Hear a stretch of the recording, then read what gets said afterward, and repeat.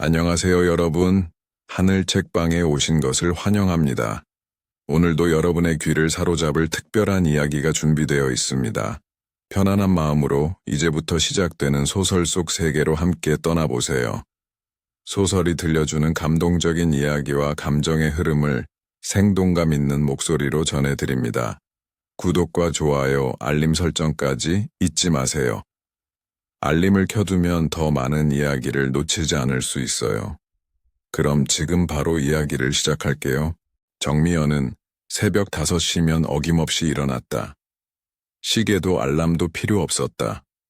수평선 아래에서 느릿하게 밝아오는 하늘빛과 함께 말들의 숨소리가 먼저 그녀를 깨웠다.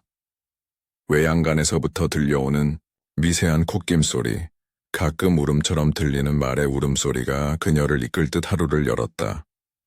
양철로 된 낡은 외양간 문을 밀자마자 백마, 하루가 고개를 들었다. 잘 잤어? 미연은 말에게 물으며 손바닥으로 이마를 쓸었다. 하루는 기분 좋게 코를 킁킁대며 그녀의 손길을 방였고 미연은 익숙한 손놀림으로 8마리 말들의 우리를 하나하나 청소하기 시작했다. 축축한 볏짚 냄새와 말똥의 역한 향이 섞인 공기 속에서 그녀는 구역질도 하지 않았다. 오래전에는 이런 냄새에 민감하게 반응하던 자신이 믿기지 않았다. 시골로 내려온 지 7년, 그 사이 미연의 피부는 거칠어졌고 손끝은 굳은 살로 덮였으며 허리는 자주 비명을 질렀다. 하지만 그녀는 하루도 쉬지 않았다. 승마장과 말이 그녀에게는 삶 그 자체였기 때문이다. 그에 반해 남편 유진호는 한 달에도 몇 번씩 이건 도저히 도시 감성이 안 맞는다며 짜증을 냈다. 애초에 네가 하자 그래서 한 거잖아. 내가 뭐 말 키우는 사람도 아니고. 그는 미연이 말 먹이를 나르는 와중에도 손에 커피 한 잔 들고 스마트폰으로 주식 그래프를 훑는 데에 몰두했다. 지금은 NFT 시대야. 무슨 말 타고 낭만 타령이야. 그렇게 말하는 그의 눈빛은 항상 서울을 향해 있었다. 친구들, 사업, 기회. 그의 모든 관심은 이곳이 아닌 다른 어딘가에 있었다. 특히 봄이 되면 진호는 더더욱 예민해졌다. 코가 막히고 눈이 충혈되며 재채기가 멈추질 않았다. 그 중에서도 메밀꽃이 피기 시작하면 그는 공황 상태처럼 변했다. 처음엔 미연도 그저 남편의 과민 반응이라 여겼지만 어느 날은 꽃밭 근처를 지나기만 했는데도 진호가 호흡 곤란을 겪고 병원으로 실려간 일이 있었다. 그 뒤로 진호는 메밀꽃이 피기 시작하는 4월 말이면 아예 서울로 피신하듯 올라갔다. 나 그냥 당분간 성훈애랑 지낼게. 이 시골 숨이 안 쉬어져. 그렇게 말하며 그는 가방 하나 들고 시골집을 떠났다. 미연은 무표정하게 그 등을 바라봤다. 붙잡지 않았다. 그가 돌아올 것을 알고 있었고 그가 돌아와도 전과 다르지 않으리란 것도 알고 있었다. 남편이 떠나고 나면 오히려 마음이 편했다. 미연은 더 이상 눈치를 보지 않아도 되었고 말과 온전히 시간을 보낼 수 있었다. 오전에는 승마 수업이 있었고 오후에는 견학 온 초등학생들에게 말을 소개하며 시간을 보냈다. 봄의 문턱. 작고 소박한 그 꽃들이 사방에서 피어나기 시작하면 미연의 집은 마치 꽃안개 속에 잠긴 듯해졌다. 언덕과 들판, 승마장 울타리 아래, 심지어 화장실 창틀 너머까지도 메밀꽃은 서서히 퍼져갔다. 그리고 그 꽃이 피면 남편 유진호는 떠났다. 진호는 며칠 전부터 짜증이 잦아졌다. 이 냄새 때문에 미치겠어. 창문을 닫고 마스크를 쓰고 방에서 공기청정기를 최대로 틀어놔도 그의 눈은 충혈되고 목소리는 쉰 듯했다. 네가 좋아서 심은 거잖아. 그때 내가 말렸는데 기억 안 나? 미연은 반박하지 않았다. 그녀는 고개만 조용히 숙였다. 진호는 그게 더 짜증나는 눈치였다. 결국 그는 짐을 꾸리기 시작했다. 이번엔 좀 오래 있을 거야. 요즘 좋은 아이템도 좀 봐야 하고. 미연은 대꾸하지 않았다. 그저 문 앞에 선 그의 뒷모습을 바라봤다. 있을 땐 짐짝처럼 굴더니 떠나면 왜 좀 서운하지. 미연은 혼잣말처럼 중얼이며 문을 닫았다. 서울로 간 진호는 그날 저녁부터 연락이 뜸해졌다. 며칠 후에야 연락이 왔고 그는 무심하게 말했다. 성운의 사무실 분위기 괜찮더라. 거기 여직원 하나가 기획도 잘하고 감각도 있어. 나도 요즘 좀 배워볼까 싶어. 미연은 아무런 감정도 실리지 않은 목소리로 말했다. 그래, 잘해봐. 승마장에서는 아이들의 견학이 계속됐다. 메밀꽃이 활짝 핀 들판 위로 아이들이 말등에 올라탄 채 천천히 이동했다. 아이들이 하루와 참새, 들풀의 갈기를 쓰다듬으며 까르르 웃을 때면 미연은 비로소 자신이 이곳에 잘 왔다는 확신을 얻었다. 그러나 하루가 끝나고 말을 재우고 혼자 늦은 저녁밥을 먹을 때면 불현듯 찾아오는 마음의 허기. 그건 여전했다. 밤하늘의 별이 유난히 밝았다. 미연은 오랜만에 창고 뒤편 언덕에 올라 메밀꽃밭을 내려다봤다. 꽃들은 은빛 물결처럼 넘실거렸고 바람이 지나가며 파도처럼 흔들렸다. 그리고 문득 떠오른 생각, 저 꽃들이 진호를 죽일 수도 있다는 것이었다. 물론 농담처럼 스쳐간 상상이었지만 이상하게 그 생각은 마음을 내려놓게 했다. 혹시라도 정말 그런 일이 일어난다면 그녀는 다시 입꼬리를 단단히 다물었다. 바람 속에서 메밀꽃은 여전히 흔들렸고 그녀의 가슴은 그 향기로 점점 짙어져 갔다. 그리고 어딘가에서 다시 말의 울음소리가 들려왔다. 이번엔 조금 더 길고 낮게 마치 무엇인가를 예감하는 듯한 울음이었다. 서울에 도착한 유진호는 마치 숨을 쉬기 시작한 사람처럼 가벼워졌다. KTX역에서 내리자마자 그는 곧장 문선구에게 전화를 걸었다. 나 도착했어. 지금 바로 가도 되지? 그럼요, 형. 지금 사람도 별로 없어요. 사무실로 와요. 강남의 빌딩 10층에 위치한 문성우의 사무실은 의외로 깔끔하고 정돈되어 있었다. 진호는 창가에 놓인 향기 나는 디퓨저며 감각적인 인테리어 소품들을 흘깃 보며 말했다. 요즘은 모텔 하는 애들도 이런 데서 일하냐? 성우는 웃으며 대답했다. 형, 이제 모텔도 테마랑 브랜딩이에요. 콘셉트 잘 잡으면 호텔보다 나아요. 요즘 여자들이 얼마나 감성 따지는 줄 알아요. 진호는 고개를 끄덕이며 소파에 앉았다. 비로소 몸이 편해지는 느낌이었다. 무겁던 먼지 같은 공기에서 벗어나 도시의 매끄러운 냄새가 그의 폐를 채웠다.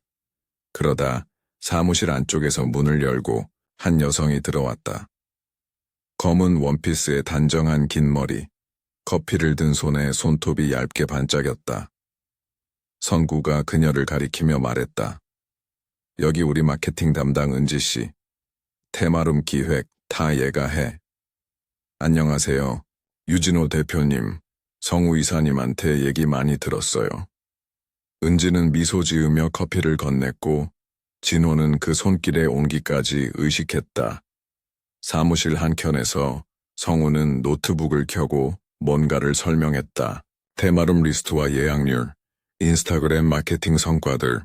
진호는 흘려듣는 척하면서도 동시에 은지의 움직임을 눈길로 따라다녔다. 한번 가보실래요? 은지가 물었다. 지금 당장요? 네. 근처에 있는 저희 운영지점 보여드릴게요.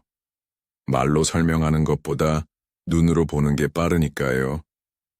성우가 웃으며 한마디 거들었다. 요즘 이 방이 반응 좋아요. 빈센트, 고흐, 테마룸인데 별이 빛나는 밤을 침실 천장에 재현해놨어요. 진호는 잠시 머뭇거리다 고개를 끄덕였다. 그래, 가보지 뭐. 어차피 오늘 할 일도 없고. 그날 오후 진호는 은지와 함께 차량을 타고 서울 외곽의 한 모텔로 향했다. 겉으로 보기엔 평범한 모텔이었지만 프런트 로비에 들어서는 순간 분위기가 달랐다. 액자 하나, 조명 하나까지 세심하게 꾸며진 공간이었다. 은지는 체크인을 도우며 진호를 고흐룸으로 안내했다. 방 안은 벽과 침구, 조명이 조화롭게 어우러졌고 천장에는 은은한 별빛 LED가 흐르고 있었다. 이 방 어때요? 생각보다 괜찮은데? 처음엔 다 그렇게 말씀하세요. 그런데 막상 누우면 더 마음이 풀리죠. 진호는 웃으며 침대에 몸을 실었다. 진짜 좋다. 은지는 천천히 다가와 벽에 기대어 섰다. 이런 방을 10개 정도만 가지면 사실 꽤 괜찮은 수익이 나와요. 수익률 계산한 거 있어? 물론이죠. 진호는 천장을 바라보며 중얼거렸다. 요즘은 다 감성 장사구나. 은지가 웃으며 말을 이었다. 대표님은 감성 많아 보이시던데요. 그냥 대충 보는 사람 눈은 아니에요. 진호는 시선을 그녀에게 옮겼다. 은지는 말을 마친 뒤도 눈을 피하지 않았다. 오히려 바라보았다. 침묵이 몇 초간 흘렀고 그 침묵 속에서 분위기는 빠르게 기울었다. 진호는 천천히 몸을 일으켰고 은지는 다가와 그와 마주 섰다. 이 방, 진짜 잘 만든 것 같네. 저도 그렇게 생각해요. 그녀의 손끝이 진호의 와이셔츠 소매자락을 살짝 잡았다. 그날 밤 방 안은 흐릿한 조명과 미지근한 숨결로 가득 찼다. 다음 날 아침 모텔 청소 직원이 방문한 고흐름에서 유진호는 차갑게 식은 채 발견되었다. 유진호는 다시는 눈을 뜨지 않았다. 고흐름 위의 푸른 벽지와 별빛 LED 아래 그는 온몸에 혈색이 사라진 채 침대 위에 조용히 누워 있었다. 모텔 직원이 아침 청소를 위해 문을 열었을 때 방 안은 한밤의 온기를 간직한 채 싸늘했다. 이불은 반쯤 걷혀 있었고 진호는 마치 자다 깬 모습 그대로 숨을 거둔 것처럼 보였다. 머리맡에 놓인 휴대폰은 알람이 울리는 중이었고 옆에는 전날 밤 마신 와인잔이 채 비워지지 않은 채로 놓여 있었다. 어머, 이 사람 죽은 거야? 직원의 비명은 곧 모텔 전체를 긴장 속에 빠뜨렸다. 신고를 받고 도착한 경찰은 외부 침입 흔적이 전혀 없는 현장을 둘러보며 고개를 갸웃거렸다. 범죄의 흔적도 없었고 몸에는 외상이 하나도 없었다. 복부에 멍 하나 없는 깨끗한 시신. 경찰은 현장을 정리하며 숙박 내역과 CCTV를 확인했고 함께 들어온 여성의 행방을 추적하기 시작했다. 하지만 그 여자는 이미 모텔을 빠져나간 뒤였다. 체크아웃 시간보다 훨씬 전인 새벽 4시, 은지는 조용히 프런트를 지나 밖으로 사라졌다. 방에는 그녀의 흔적이 거의 남지 않았다. 경찰은 일단 변사체 처리로 사건을 접수하고 부검을 의뢰했다. 시골에서 급히 올라온 미연은 연간실에서 남편의 시신을 바라보며 말없이 앉아 있었다. 감정이 차오르지 않았다. 눈물이 나올 줄 알았지만 그 어떤 것도 솟지 않았다. 마치 마음이 먼저 죽어버린 것처럼. 사인이 명확하지 않습니다. 질식이나 약물 외상도 전혀 없어요. 심장마비일 가능성은 있지만 확신은 못하겠습니다. 담당 형사는 미연에게 조심스레 말했다. 그녀는 고개를 끄덕였다. 그 사람 알레르기 있었어요. 메밀꽃. 특히 심했어요. 봄마다 도망치듯 올라왔죠. 형사는 잠시 말을 멈췄다. 혹시 그게 관련 있을까요? 모르겠어요. 여긴 시골도 아니고 모텔에 메밀꽃이 피었을 리도 없잖아요. 사흘 뒤 국과수의 정밀 보고서가 도착하면서 상황은 반전됐다. 사망자는 아나필락시스 쇼크, 즉 급성 알레르기 반응에 의한 심정지, 결정적 단서가 있었는데 그것은 바로 베개 속 충전재였다. 일반적인 폴리에스터가 아닌 천연 메밀 껍질이 들어간 베개. 모텔 주인은 두통에 좋고 자연 냄새가 좋아서 써봤다고 해명했지만 그것이 치명적인 트리거가 됐다. 진호는 잠든 상태에서 베개 속 메밀 가루를 흡입했고 그 미세한 입자가 코와 기도로 침투해 강력한 쇼크를 일으킨 것이다. 수사는 난항에 빠졌다. 의도적 살인이 아닌 한 이를 증명할 방법은 없었다. 모텔 측은 무지에 의한 실수라고 주장했고 은지의 행방은 감쪽같이 사라졌다. 그녀의 인적사항은 거짓으로 밝혀졌다. 주민등록번호, 주소, 심지어 이름까지 모든 게 허위였다. 유일하게 남은 흔적은 CCTV 속 옅은 미소와 진호의 전화기 속 단 하나의 사진이었다. 호텔 로비에서 은지가 진호에게 건넨 와인잔을 들고 있는 장면. 미연은 그 사진을 보며 입술을 꼭 다물었다. 장례식은 조용히 치러졌다. 진호의 지인들은 대부분 도시에서 만난 사람들로 대부분은 급사라는 표현에 고개만 끄덕일 뿐이었다. 누군가는 너무 갑작스럽다고 했고 또 다른 누군가는 사람 일이 원래 그런 거지라며 술잔을 기울였다. 미연은 말이 없었다. 가족도 친구도 위로도 의미 없었다. 그녀의 눈에 떠오르는 것은 단 하나, 그 베개, 그리고 그 안에 숨겨진 작은 껍질의 덩어리였다. 진호의 장례가 끝난 후 미연은 모텔을 다시 찾아갔다. 로비에서 그녀를 본 직원은 조심스럽게 고개를 숙였다. 그날 그 여자가 뭘 두고 간 게 있나요? 아니요. 방 안엔 아무것도 없었어요. 유품 정리도 이미 끝났고요. 베개는요? 직원이 당황했다. 아, 그건 경찰에서 증거로 수거해갔어요. 그래요. 미연은 천천히 고개를 끄덕였다. 한동안 말이 없었다. 그 침묵은 싸늘하고 날카로웠다. 방 안에서 남편이 죽어간 동안 모텔은 평소와 다름없이 돌아갔다. 프런트는 손님을 맞았고 청소 직원은 복도를 걸었다. 어느 누구도 그가 죽어가고 있다는 걸 몰랐다. 그는 조용히, 아주 서서히, 그러나 확실하게 목숨을 잃었다. 메밀의 향이 스며드는 동안. 그날 밤 미연은 외양간으로 나가 말을 안아주었다. 하루는 그녀의 품에 얼굴을 묻었다. 말은 울지 않았지만 미연은 울었다. 조용히, 소리 없이. 그리고 생각했다. 그 사람의 죽음은 정말 우연이었을까? 그녀는 우연을 빙자해 계획을 완성한 건 아닐까? 그럼 나는 이제 무엇을 해야 하지? 진호의 장례가 끝난 뒤에도 미연은 제 자리를 찾지 못했다. 마당의 메밀꽃은 바람에 흔들렸고 말들은 평소처럼 먹이를 먹고 있었다. 모든 것이 평소와 같았지만 그녀의 내면은 조용히 무너져 내리고 있었다. 남편의 죽음이 가져온 해방감과 동시에 찾아온 공허함은 그녀를 더욱 깊은 회색 안개 속으로 밀어넣었다. 그러나 감정보다 더 무거운 것이 있었다. 바로 의심이었다. 자연사 맞아? 진호의 동생 진석이 장례식 마지막 날 미연에게 물었다.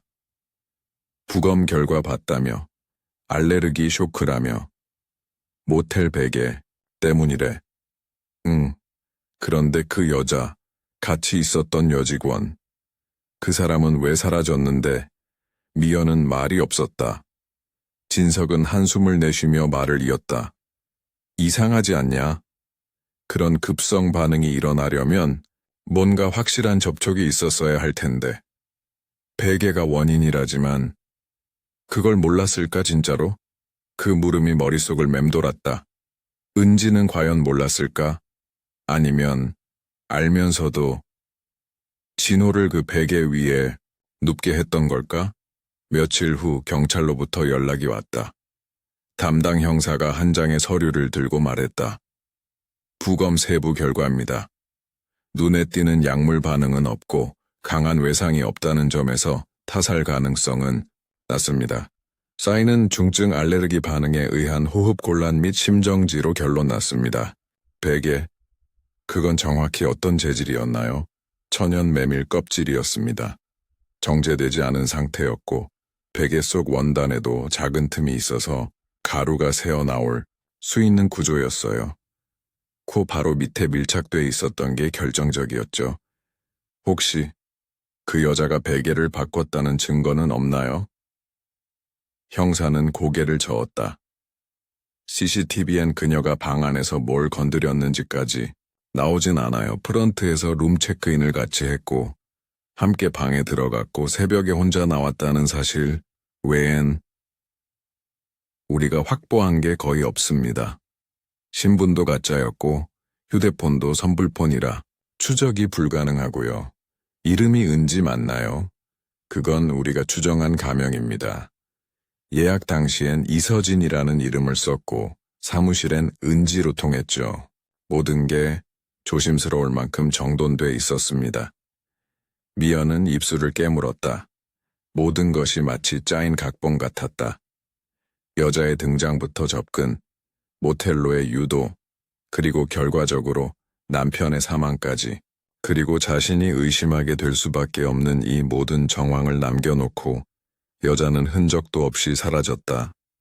그날 밤 미연은 진호의 휴대폰을 다시 꺼내 들었다.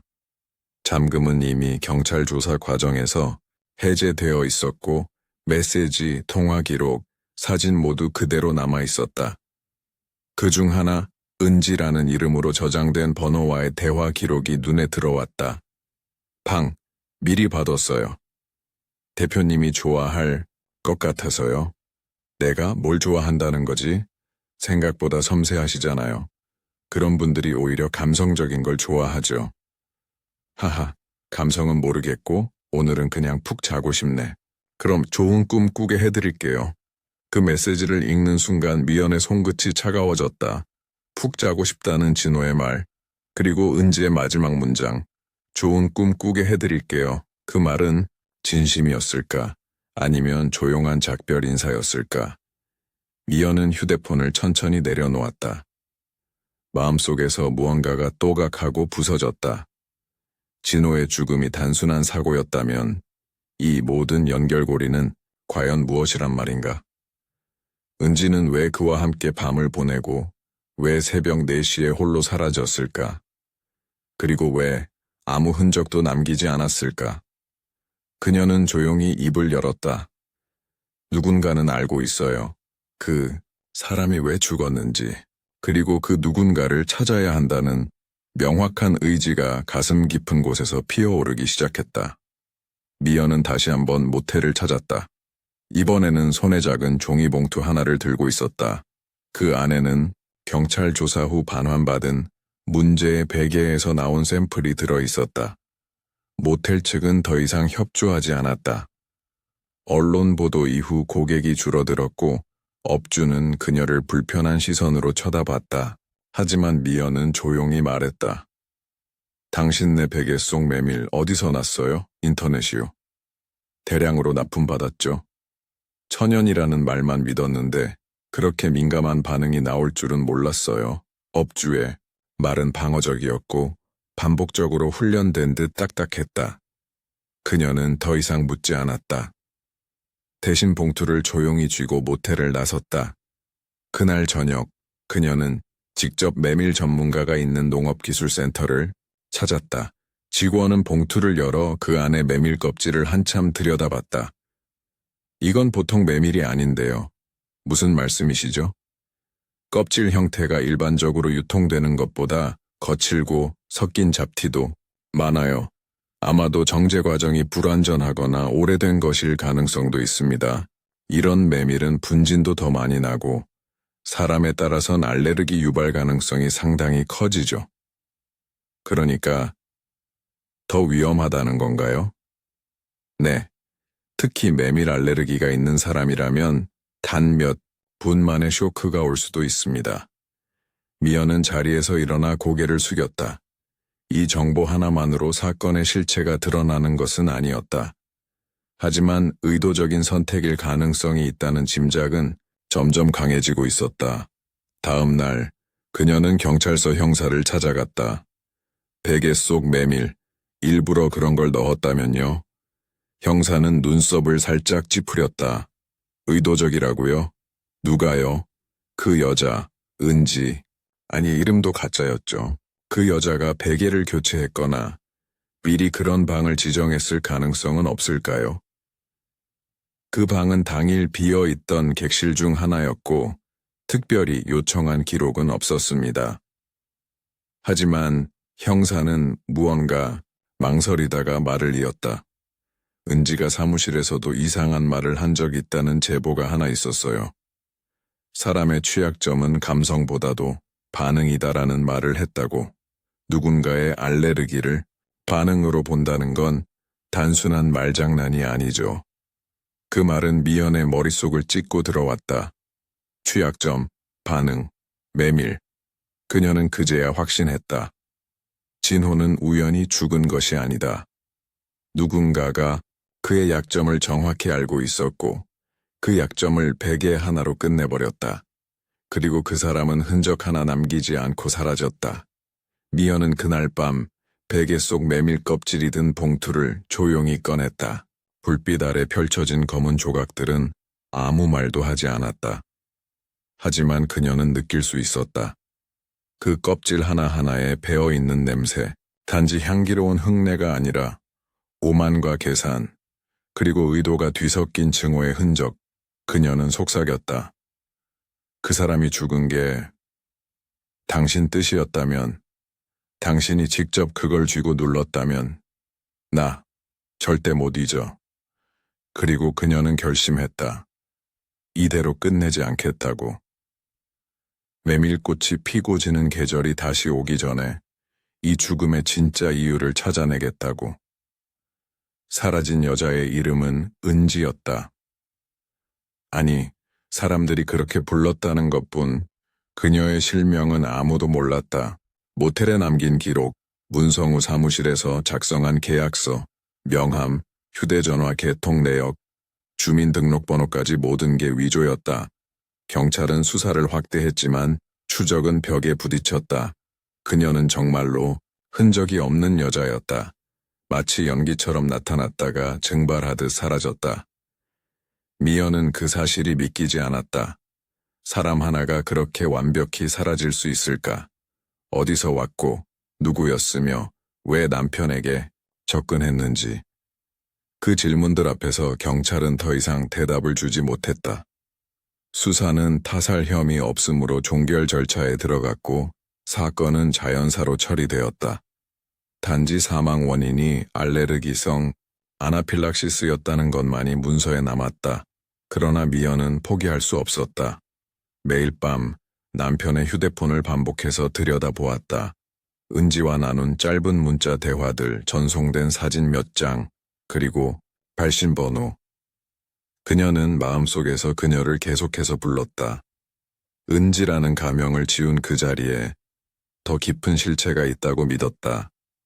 그녀는 문성우를 다시 찾았다. 정장을 입은 남자는 초췌한 얼굴로 사무실에 앉아 있었다. 은지의 흔적이 들통난 후 투자자들은 발을 뺐고 모텔 사업도 흔들리기 시작했다. 문 대표님, 저 그 여자에 대해 더 아는 거 없어요? 진짜 없어요. 정말이에요. 3개월 전쯤 인터뷰 받고 경력도 솔직히 그때는 너무 멀쩡했어요. 포트폴리오도 있었고 그 포트폴리오 아직 갖고 계세요? 문성구는 서랍을 뒤지다 A4 용지 몇 장을 꺼냈다. 그녀가 기획했다는 테마룸 아이디어, 인테리어 스케치, 자기소개서. 미연은 그것들을 집으로 가져와 하나하나 뜯어보기 시작했다. 그리고 그녀는 한 문장에서 멈춰섰다. 고객의 심리는 이야기 속에 산다. 공간은 이야기의 시작이자 끝이다. 이건 단순한 인테리어 디자이너의 철학이 아니었다. 미연은 직감했다. 이 여자는 공간을 통해 사람을 읽는 사람이었다. 방을 꾸미는 게 아니라 사람을 유인하는 방식을 알고 있는 존재. 그리고 진호는 그 이야기의 결말에 있었다. 며칠 후 미연은 은지가 마지막으로 사라진 시각의 CCTV를 경찰에서 요청해 다시 확인했다. 그녀는 모텔을 나와 도보로 5분 거리의 지하철역 쪽으로 향했고 역 앞 작은 골목으로 들어선 뒤 자취를 감췄다. 그런데 한 프레임, 겨우 2초 남짓의 장면에서 미연은 눈을 멈췄다. 은지가 핸드백에서 꺼내든 휴대폰, 그 뒷면에 붙은 스티커. 단순한 플라스틱 장식처럼 보였지만 그녀는 본능적으로 그것이 로고라는 걸 느꼈다. 마치 무언가를 나타내는 특정한 커뮤니티나 브랜드의 마크. 밤새도록 미연은 인터넷을 뒤져 그 모양을 찾았다. 그리고 몇 시간 만에 한 개의 폐쇄형 디자인 포럼에서 그와 비슷한 문양을 발견했다. 루모서클, 호텔, 숙박, 감성, 인테리어 분야의 프리랜서 기획자 집단, 회원 가입은 초대제로만 이루어지고 외부에는 거의 알려지지 않은 익명 기반 프로젝트 네트워크였다. 웹사이트에는 이름이 없었다. 오직 닉네임만이 프로필을 대신했고 작업 이력은 추상적 언어로 표현돼 있었다. 서별. 미연은 확신했다. 서별이 은지였다. 더 이상 그녀를 그 여자라 부를 수 없었다. 그녀는 계획자였고 반응을 유도하는 방식으로 사람을 통제하는 자였다. 진호는 우연히 그 실험의 대상이 되었고 베개는 그 결과였다. 그녀는 노트북 앞에서 천천히 속삭였다. 이제 널 찾을 수 있어. 이번엔 내가 내 이야기를 끝낼 차례야. 창밖에서는 바람이 불고 메밀꽃이 다시금 흔들렸다. 미연의 눈빛은 이전과 달랐다. 더 이상 상실의 그림자에 가려진 여자가 아니었다. 이제 그녀는 싸움의 중심으로 걸어 들어갈 준비가 되어 있었다. 미연은 결심했다. 더 이상 피하지 않기로. 남편의 죽음을 우연이라 믿는 세상 앞에 그 우연이 얼마나 촘촘하게 짜인 이야기였는지를 드러내기로. 그녀는 천천히, 그러나 단단한 걸음으로 움직이기 시작했다. 첫 목적지는 경찰서가 아니었다. 루머서클. 그 이상한 포럼 속 정체불명의 공간. 은지, 아니, 서별이 몸담았던 그 닫힌 커뮤니티를 여는 것이 먼저였다. 코데제로 운영된다는 그 사이트에 접근할 수 있는 방법은 단 하나. 내부 초청. 미연은 디자인 포트폴리오를 위장해 만든 가짜 프로필을 준비했다. 이름은 문미현, 숙박 공간 기획자이자 사용자 반응 분석 경험자. 그녀는 루머서클의 메인 페이지 하단 초대 요청 항목에 조심스레 메시지를 남겼다. 작은 모텔을 운영하면서 고객 감정 반응을 기반으로 한 공간 디자인에 관심이 많습니다. 제가 가진 사례 중 한 손님의 이례적인 반응으로부터 유의미한 결말을 얻은 경험이 있습니다. 공유하고 싶습니다. 48시간 후 메일 한 통이 도착했다. 사이트에 접속하자 기존의 검은 배경과 상징적인 로고 외엔 별다른 정보가 없었다. 그러나 그녀는 회원 리스트에서 단번에 서별의 아이디를 찾을 수 있었다. 그녀는 게시글을 탐색했고 공간 설계의 심리학이라는 제목 아래 흥미로운 글이 있었다. 미연은 손끝이 떨리는 것을 느끼며 스크롤을 내렸다. 그 글 하단엔 하나의 링크가 남겨져 있었다. 접속을 시도한 순간 영상 하나가 자동 재생됐다. 화면 속엔 어두운 방, 노란 조명이 깔린 침실, 그리고 침대 위 익숙한 실루엣, 진호였다. 화면은 멀찍이 찍은 CCTV 각도였고 한 여성이 그의 옆에 다가와 조용히 베개를 정돈하는 장면이 그대로 담겨 있었다. 그녀는 얼굴을 드러내지 않았다. 하지만 미연은 알아볼 수 있었다. 어깨의 라인, 손의 움직임, 천천히 숙여지는 자세. 바로 그 여자는 은지였다. 영상의 마지막에는 짧은 텍스트가 뜨고 영상이 종료됐다. 반응은 예상보다 빠르다. 그는 별빛 아래서 조용히 멈췄다.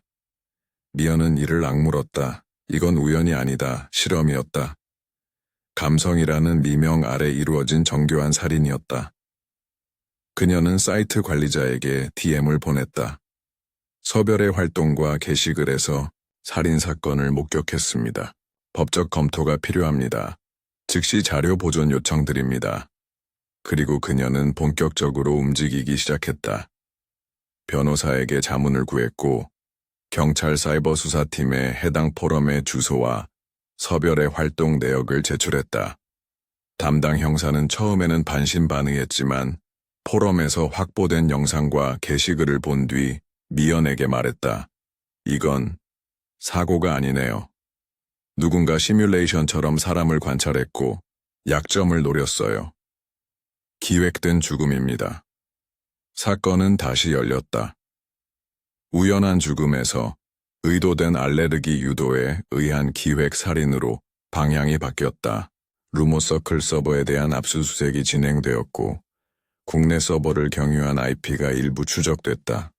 하지만 은지 혹은 서별의 실명은 여전히 미궁 속이었다. 미연은 기다리지 않았다. 그녀는 인터뷰를 자청했고 진호의 죽음에 얽힌 메밀 베개의 이야기, 흔적 없는 여자의 존재, 그리고 포럼을 통해 수집한 모든 데이터를 언론에 공개했다. 인터뷰 후속 기사 제목은 이랬다. 메밀 베개에 잠든 남자. 그는 어떻게 조용히 죽었는가? 감성 설계. 그 이름의 살인 그날 밤, 미연은 조용히 말했다. 나 끝까지 갈 거야. 당신 죽음 그냥 안 넘겨. 이제 그녀의 싸움은 두려움이 아닌 의지에서 출발했다. 처음으로 그녀는 남편의 그림자를 벗어났고 피해자가 아닌 행동하는 주체로 일어섰다. 정면 돌파였다. 언론 보도 이후 사회는 잠시 술렁였다.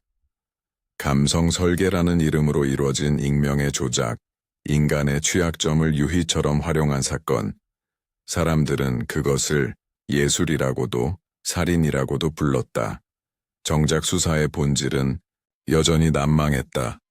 루머서클은 서버를 폐쇄하고 흔적을 지웠고 서별은 마치 그 정체를 감추기 위해 사전에 준비라도 해둔 것처럼 어디에서도 찾을 수 없었다. 형사는 말했다. 국제 IP로 우회했고 한국 체류 기록도 가짜였어요. 일시적으로 들어왔다가 나간 것 같아요. 확신은 없지만 그녀 혼자가 아닐 수도 있습니다. 진호의 납골당을 찾은 날, 미연은 검은 셔츠를 입고 작은 메밀꽃 한 다발을 들고 갔다. 사람들이 남편의 죽음을 이상하게 보지 않던 무렵, 그 꽃은 죄책감과 억울함의 상징이었다. 그러나 지금은 달랐다. 그것은 증거였고 기념이었으며 기억이었다. 납골함 앞에서 그녀는 오래도록 서 있었다. 시청해주셔서 감사합니다. 구독과 좋아요는 영상 제작에 큰 힘이 됩니다.